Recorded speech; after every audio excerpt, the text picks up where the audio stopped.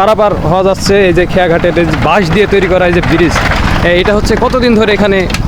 এই রানিং হলো আজ 1 সপ্তাহ হলো, প্রত্যেক বছরে 7 মাস চলে। ও, আর বাদ বাকি হচ্ছে যে এই যে নৌকা করে পার হতে হয়। তো এই যে হচ্ছে যে কয় টাকা মোটর সাইকেলে কয় টাকা নেন? মোটর সাইকেলে 20 টাকা ভাড়া। 20 টাকা ভাড়া। আর যদি অন্য অন্য গাড়ি আসে? অন্যান্য গাড়ি আসলে 20 টাকা ভাড়া। 20 টাকা ভাড়া। হাইটে যা মানুষ 10 টাকা। 10 টাকা, খুব সীমিত।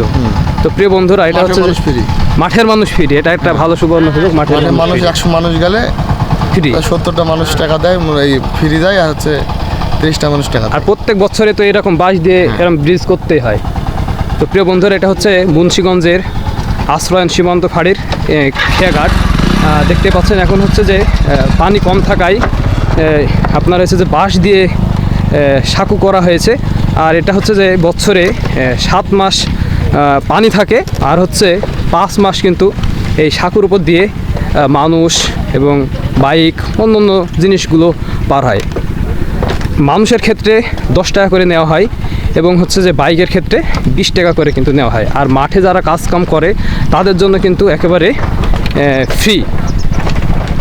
আসসালামু আলাইকুম ভাই, ভালো আছেন? আছি ভাই। কোথায় গিয়েছিলেন ভাই? আমি ধানের চাষ করার জন্য এখানে। এই যে এটা পদ্মা নদী, তাই তো? জি, এটা পদ্মা নদী। তো এই যে নদীর পাড়ে চারা দিবেন নাকি ধানের? জি, চারা দেবো। ও, এখন কি ধান লাগাবেন? এখন হলো 28 ধান চারা দেবো, 28 ধান লাগাবো। পানি বেশি হলে ডুবে যাবে না? ওই উপরে লাগাবো, এখানে চারা দেবো। ও ঠিক আছে, আস্তে আস্তে এই ধানটা হয়ে যাবে। তো প্রিয় বন্ধুরা, এই যে পদ্মার পাড়ে কিন্তু সুন্দর করে পরিষ্কার করে ধানের চারা দেওয়া হচ্ছে এবং হচ্ছে যে এই যে পদ্মার উপরের জমিগুলো দেখতে পাচ্ছেন, এই জমিতে কিন্তু ধান লাগানো হবে।